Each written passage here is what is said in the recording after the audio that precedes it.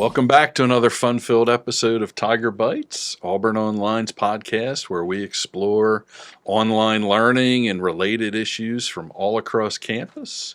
Today we have with us Angela Wiley. Thanks for being here. Happy to be.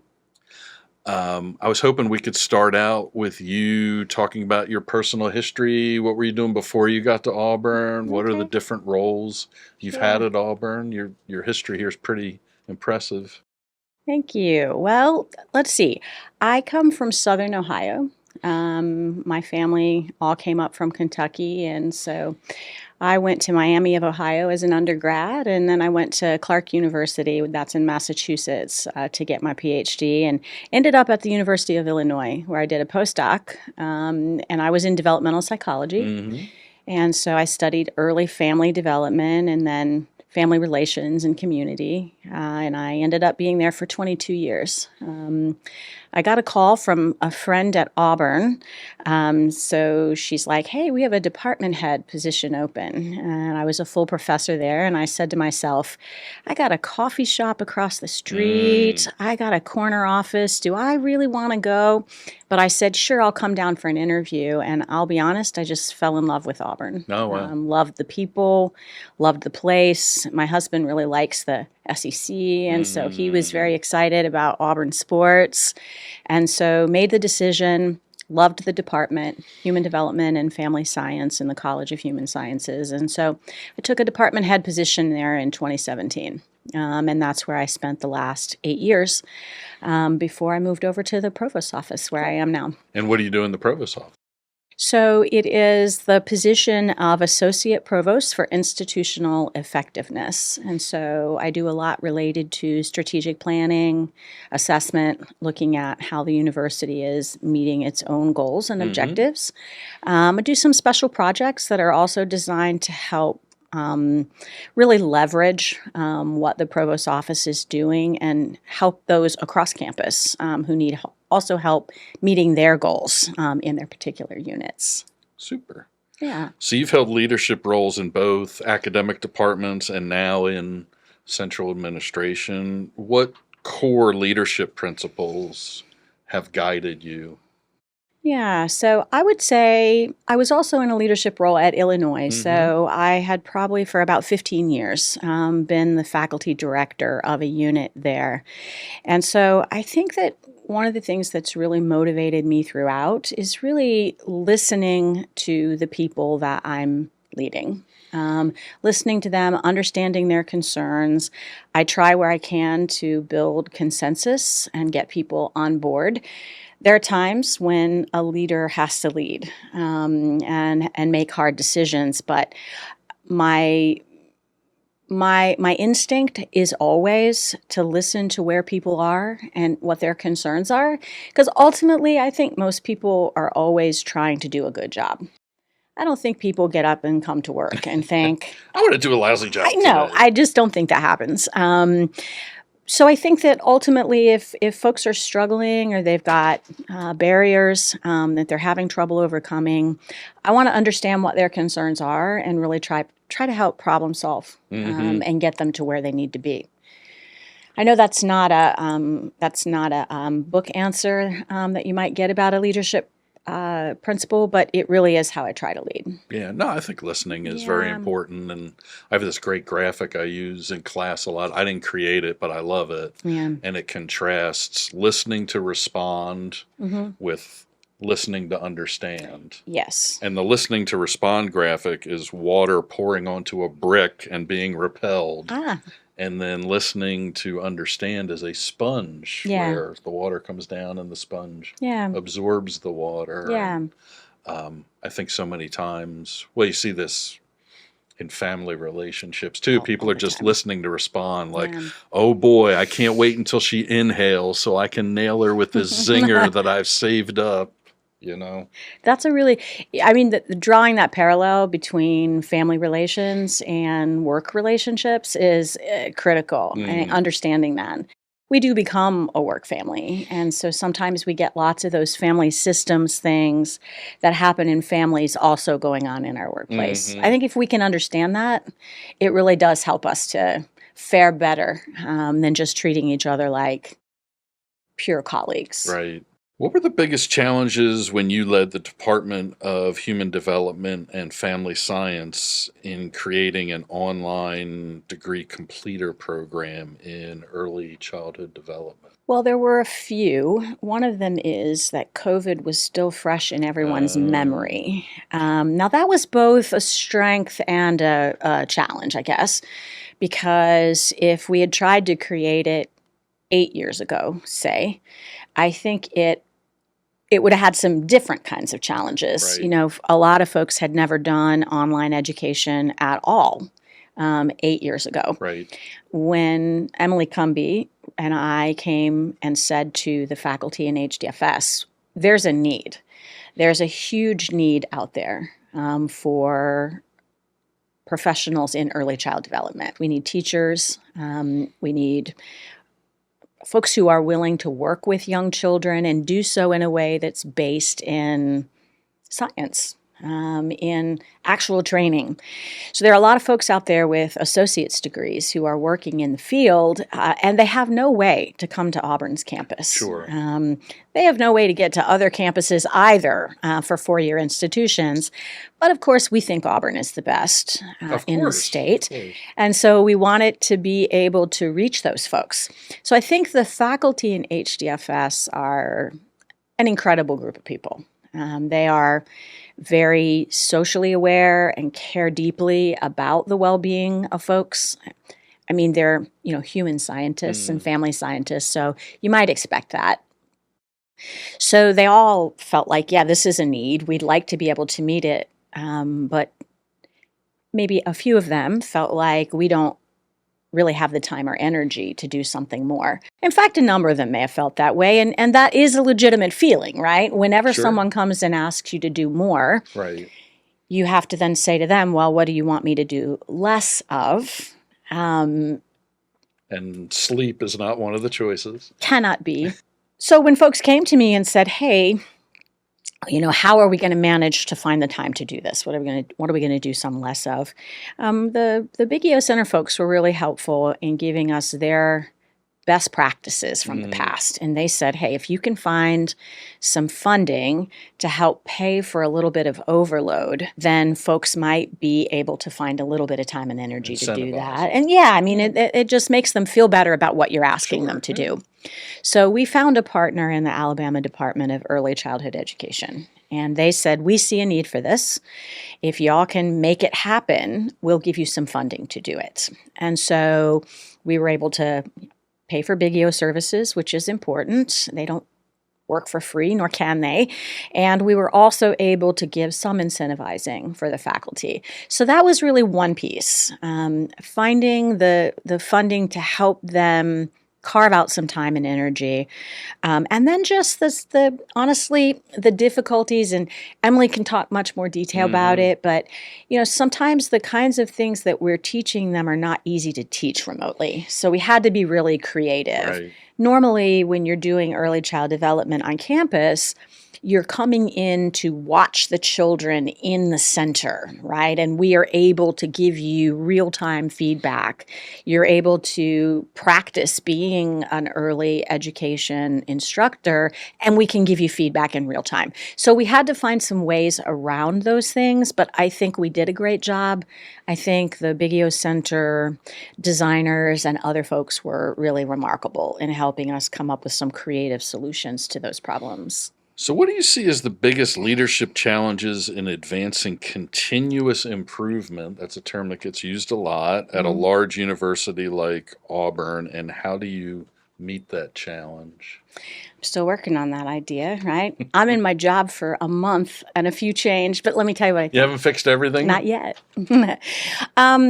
Continuous improvement is, I think, a tricky concept because people very righteously say, we're already doing things really well. We're doing right. We're doing a lot of really good things. And that is absolutely the truth.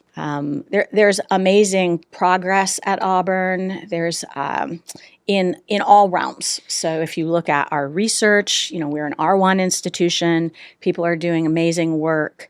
We have an incredible student experience at Auburn. We're accredited. There's so many good things that are happening that are getting highlighted all the time in terms of the really cutting edge education that we're providing. We're doing great outreach and engagement. In order to stay great, though, and to set goals for ourselves and keep growing, because you can't stagnate where you are. And so I do use the phrase continuous improvement because I don't think there's a lot out there to replace that at the moment. But I say it with a caveat that to say that we are continuously improving is not to deny that we're doing really great things. I think a big barrier is trying hard not to make people feel defensive, and trying hard to make them not feel watched and picked apart by the notion of assessment. When we set our strategic plan, there are any number of indicators that are part of that plan. So we call them key performance indicators, and we have measures to look at how we're doing on all of those. Because I'll come back to, you and I spoke briefly about accountability. And if we don't have accountability, then we don't know if we're meeting our objectives. And we also don't know where to, frankly, alter those objectives. Because sometimes your objectives need to evolve in terms of how they're working out. Sure. And the world changes. And the world changes. You need some new objectives, right? You've got stakeholders who are asking new questions, or there's a change in terms of a great need in one field or another for a new twist on the education that you've been doing. So my approach, I'll tell you my approach, is going to be I'm not here to make you feel like you're not doing a good job or to figure out where you're failing. Right. Rather, our goal here is to work together. We've got a great institution. Let's make it greater. I feel like when we think about continuous improvement, a lot of it is not so much what you're doing, but your mindset. Yeah. Are you thinking on a regular basis about alternative ways to do things better? I like that. Creative sort of problem solving. Right. About how to keep things fresh and moving forward. Right. So, many professors view accreditation as an annoyance and something for the deans to worry about. Do you want to try to change those perceptions, or do you want to just kind of work around them? Like, I understand faculty, they want to talk about they want to spend time on their research, their teaching. They don't really want to be bothered with accreditation. They'll gather the data for us if we ask them nicely. But do you want to try to win people over? Or do you just want to work around those? I would like to try to win people over. That's always going to be my first instinct, right? Is to try to get everybody on board. If I can't get everybody on board, then I promise you I will work to find a way to get the job done anyway. I guess, and this might surprise you to hear me say it, I think everyone has a unique role maybe to play when it comes to accreditation. I don't think that the faculty role is the biggest role. Thank God. So yes, that might make it easier to win them over. Yes. Right? So do I think that they have some role to play? Absolutely, I do. But I think there are others working with them and around them who are going to do the heavy lifting, right, for the accreditation. So, the associate deans for academic affairs, for example, are going to have a heavier role to play. And I do think that's, in some ways, as it should be, right? The faculty are doing what they do best. And so they're teaching, they're doing their scholarship, they are engaged. So I don't think they are the people sort of centrally responsible for accreditation. What I would ask of them is to not obstruct the work that needs to be done, and to actually, okay, let's go a step beyond that. That's sort of minimum, right? But I would also ask them to be helpful where they can. So to pull the little piece of this that is theirs. So what's one leadership lesson you've learned during your transition from faculty member to administrator? Well, I think that someone told me when you become a department head or chair, I was a head in the College of Human Sciences, you are no longer free to spout your opinion at any time and in any format that you choose. That is a great tip. Yeah. And so I think it's not to say that you can't have one. Right. But I do feel like you carve out, a close group of cronies, mostly maybe outside of your department. Because I always felt really strongly that I don't want anyone that I supervise to ever think that my opinions about something would impact how I supervise them or evaluate them. And so, that's that. When you're a faculty member, you are free as a bird to sort of say. Professors, we right, profess. We do. So yes, I think learning to be, careful, right, guarded. That was a big one, I would say, for sure. That's such a great answer because as professors, we're just used to shooting our mouths. We are. Especially in faculty meetings. I mean, it's no holds barred. Yeah, and I often tell people faculty like a good argument. Oh, yeah. By and large. Yeah. We like to oppose one another. Right. And then we'll go to lunch afterwards. And we have no problem with it. You don't hold a grudge. I mean, for the most part, right? You don't hold a grudge. You have, discussions. Sure. I didn't want to say, I almost said arguments. It's not even that. You have a discussion, a debate, a healthy exchange of opinions. And I think when you become a leader, you have to find other ways and places to do that. Because it cannot be in your leadership role. That's so interesting. Mm-hmm. You think about the Socratic method and Hegelian dialectics. You can look that up if you don't know what that is. Where we're kind of like, when we butt heads, we become better and we learn more. We do. Whereas, in the administrative world, that's not necessarily the best way to move forward. It's certainly a hard lesson to learn, I would say. So, looking ahead, how do you envision your role in shaping the next phase of Auburn's academic strategy and institutional effectiveness? Yeah, I think I've got a lot of listening to do. So You're going to go around to the different colleges? Yeah, I am. And I've already been doing some of that, getting ready for the academic leadership retreat where there will be leaders from all over campus. I've been very active in the last 7 years in the Heads and Chairs leadership group on campus. So I know department level leaders from across campus, and I know them well enough for them to tell me what they think. Right. Behind closed doors, they will still do that. Maybe not in front of their departments, but behind closed doors. I think that I've got a lot of listening to do. I'm learning about Auburn at a systems level rather than when you are in a contained unit. A lot of what you're doing, the vast majority of what you're doing is really, and appropriately so, you are advocating for that unit. You are looking to improve that unit in every way that you can. And so my focus has to broaden because there's lots of units here working together. And so I'm busy learning about the various systems inside the university and how they work together. I'm looking at the college strategic plans right now, which I think gives me a really good bird's eye view into what the distinct units are doing. I think most of the departments will be doing strategic planning as well, now that the university has, their colleges have, and now the smaller units are going to begin doing theirs. And so I hope to be a resource. I hope to participate in helping to evolve a culture of continuous improvement with the caveats I mentioned earlier, Sure. Helping a really great institution find its way. Well, let's wrap up with some fun, kind of Okay. rapid fire All style right. type questions. Most inspiring place on Auburn's campus? Whew.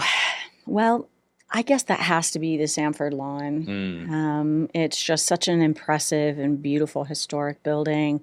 Kind of, you got the oaks, right, where you get the TPing, but just I think it has come to really represent Auburn in some incredible ways, and so that would have to be my most inspiring. I really love the Davis Arboretum too.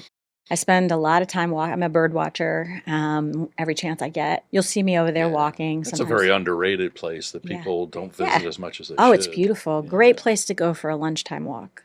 The Sanford Lawn, once every 5 years when we get snow, that's just an incredible sight. Yeah. If you could teach one class at Auburn for fun, what would it be? Maybe dating and mating in the wild. So we had a faculty member some number of years ago that taught a summer course sort of on that title, but I always thought that I would really enjoy that, about couples relationships, starting at the beginning when you're just sort of dating and then moving all the way through, all the normal benchmarks for couple relationships. But students love that kind of a title. Last one, most impressive Auburn tradition in your opinion? Okay. Well, there are so many. That's a really hard question, I think. You can throw out more than one if you want. I think probably the traditional ones that people would think about are the Tiger Walk and the rolling tumors. I really like the real tradition here of tailgating. I think it is unlike any place that I have ever been, both because of the extent of people who participate, the number of people who tailgate, but also just because of the effort that people put into it. Oh, yeah. I mean, they are serving real food, hors d'oeuvres, and there's tablecloths. And up north, most people are having brats and hamburgers. And so there is a real tradition here, and often multi-generations of people who are tailgating together. One more that I think I would say I have noticed this about Auburn and really value it is the winter break. So everybody has a winter break. At Auburn, it's typically 2 weeks, and the staff, the A&P, the faculty, as well as the students are all highly encouraged to vacate campus. Right. Go home for a while. And spend some time renewing themselves. And that is unusual in my experience as well. So students get a break. Right. And I know the general public thinks that faculty always have a break when students do. That's not true, by the way, right? Most faculty are working. We always have research papers. They're writing papers. They're doing all the other things that need to be done. But here at Auburn, I feel like there really is a valuing of the well-being of the individual, encouragement to be with family and to do all the things that you need to do to bring you back bright-eyed and bushy-tailed. Yeah, and at some other schools, the staff will have to sit there until, say, Christmas Eve or the 23rd. Absolutely. With nothing to do, Absolutely. And all it does is make them mad. Like, Right. why am I here?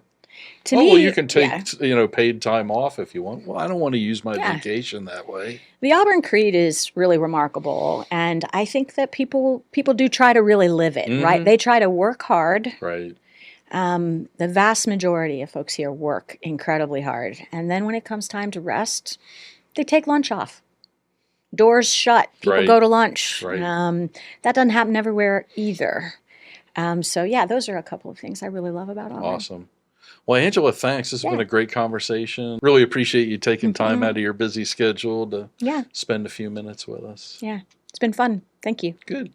Join us next time on Tiger Bytes, where we will speak with Emily Cumby, and she'll go into the details of the program that we talked about with Angela today.